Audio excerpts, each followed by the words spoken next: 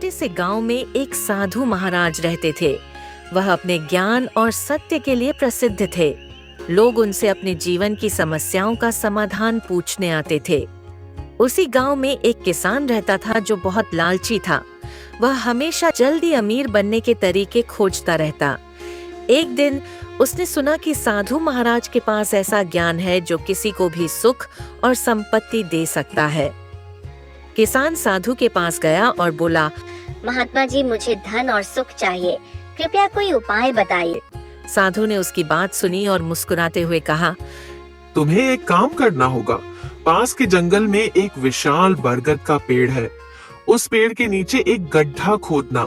वहाँ तुम्हें एक तांबे का घड़ा मिलेगा। उसमें तुम्हारे लिए कुछ खास है। किसान उत्साहित हो गया और अगले ही दिन उस पेड़ के पास गया। उसने गड्ढा खोदा और वाकई उसे वहाँ तांबे का घड़ा मिला। घड़े में सोने के सिक्के भरे हुए थे। किसान बहुत खुश हुआ और सोचने लगा, अगर मुझे और गहराई में खोदने को मिले तो शायद और भी खजाना मिलेगा। उसने और गहराई में खोदना शुरू किया। उसने कई घंटे मेहनत की, लेकिन अब कुछ नहीं मिला। थककर वह घर लौट आया। अगले दिन उसने सोचा, शायद साधु महाराज के पास और जानकारी हो। वह फिर उनके पास गया और कहा, महात्मा जी, मुझे और धन चाहिए, मुझे दूसरा उपाय बताइए।